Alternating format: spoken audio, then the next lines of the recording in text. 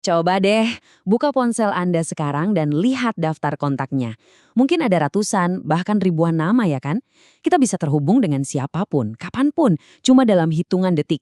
Tapi coba kita jujur sejenak, kapan terakhir kali Anda merasa benar-benar terhubung? Hari ini kita bakal bongkar paradoks ini. Kenapa di zaman yang serba terkoneksi, koneksi yang tulus justru terasa kayak barang langka banget? Dan gimana sebuah perubahan kecil dalam cara kita berpikir bisa jadi kunci jawabannya? Nah, ini dia pertanyaan besarnya. Di media sosial, kita bisa punya ribuan teman. Kita bisa kirim pesan ke ujung dunia dalam sekejap mata. Tapi, di antara semua notifikasi dan like itu, sering nggak sih ngerasa ada yang kosong? Ada rasa sepi yang aneh gitu di tengah keramaian digital? Aneh kan? Kok bisa ya? Inilah yang disebut paradoks koneksi. Kita seolah-olah selalu online, selalu bisa dijangkau, tapi pada saat yang sama, kita seringkali merasa lebih jauh dari siapapun. Kita tuh jago banget balas chat cepat, tapi kita lupa caranya untuk benar-benar hadir, benar-benar mendengarkan jiwa yang ada di hadapan kita. Terus, biasanya apa sih yang kita lakuin buat benerin ini? Umumnya kita ngeluarin peralatan lama kita memperlakukan hubungan itu kayak proyek renovasi rumah, lengkap dengan daftar periksa yang isinya poin-poin yang harus dicentang satu persatu. Dan isinya ya, ini dia. Daftar periksa yang udah kita kenal banget kan? Komunikasi, kepercayaan, rasa hormat, dan seterusnya. Kayaknya semua buku, semua pakar ngomongin hal yang sama. Kita udah hafal aturan ini di luar kepala. Tapi pertanyaannya jadi simpel banget kan? Kalau kita semua udah tahu resepnya, kenapa kue hubungan kita seringkali terasa gagal? Nah, ini pertanda besar. Mungkin masalahnya bukan di aturannya, tapi di cara kita memandang keseluruhan dapur hubungan itu sendiri. Nah, disinilah kita harus geser mindset. Kita perlu bergerak lebih jauh dari sekedar daftar tugas yang kaku menuju sebuah pola pikir yang sama sekali baru. Cara pandang yang jauh lebih hidup dan dinamis tentang apa itu sebetulnya sebuah hubungan. Coba diperhatiin bedanya. Di sebelah kiri ada pola pikir daftar periksa. Pertanyaannya dingin, mekanis. Apakah ini berhasil? Seolah-olah hubungan itu mesin. Tapi lihat yang di kanan, pola pikir arsitektur. Pertanyaannya jauh lebih hidup. Bagaimana rasanya udara di ruangan ini? Tiba-tiba, hubungan bukan lagi proyek yang harus diselesaikan, tapi sebuah ekosistem yang harus dirawat. Kutipan ini nangkap semuanya dengan sempurna. Berhenti deh jadi mandor proyek di hubungan Anda. Mulai sekarang, jadilah arsiteknya. Arsitek sebuah ruang emosional, di mana Anda dan orang yang Anda sayangi bukan cuma sekedar hidup bareng, tapi benar-benar bisa berkembang bersama. Kita beralih dari sekedar menjalani hubungan, jadi menumbuhkan hubungan. Oke, jadi gimana caranya kita bangun arsitektur hubungan ini?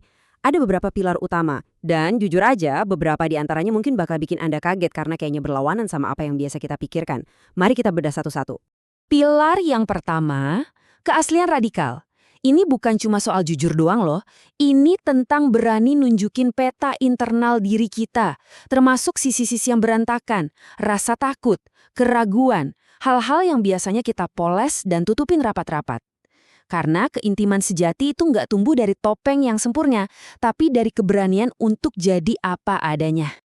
Dan ini kedengarannya aneh, tapi beneran deh. Kita sering diajari kalau rentan itu artinya lemah. Padahal, dalam koneksi sejati, kerentanan itu justru jurus terkuat Anda. Saat Anda berani bilang, aku takut, atau aku nggak tahu, Anda itu sebenarnya lagi bangun jembatan. Anda lagi kasih sinyal, hey, di sini aman kok buat jadi diri sendiri seutuhnya.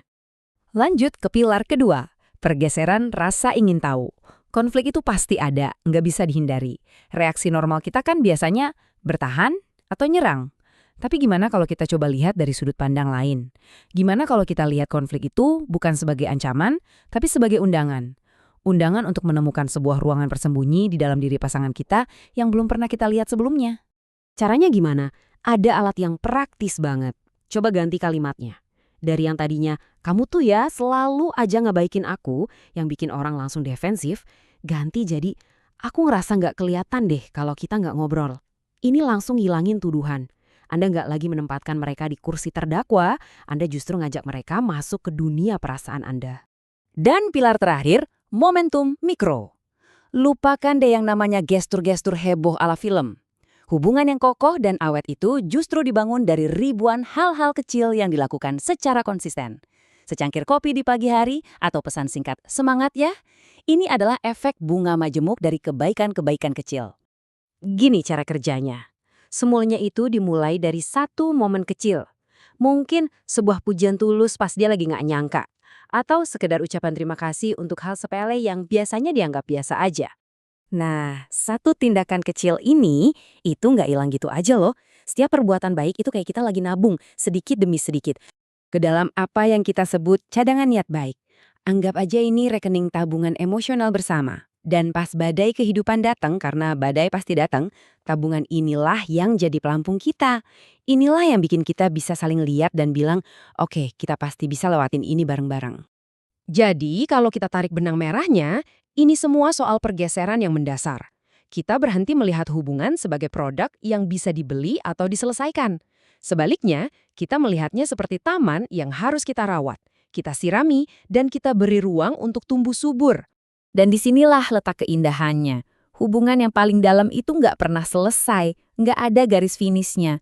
Mereka adalah organisme hidup yang terus bergerak, berubah, dan tumbuh. Mereka selalu dalam proses menjadi. Dan keajaibannya justru terletak pada proses menjadi yang kalian jalani bersama-sama. Oke, sebagai penutup, saya mau kasih satu pertanyaan buat Anda renungkan. Coba pikirkan satu hubungan paling penting dalam hidup Anda saat ini.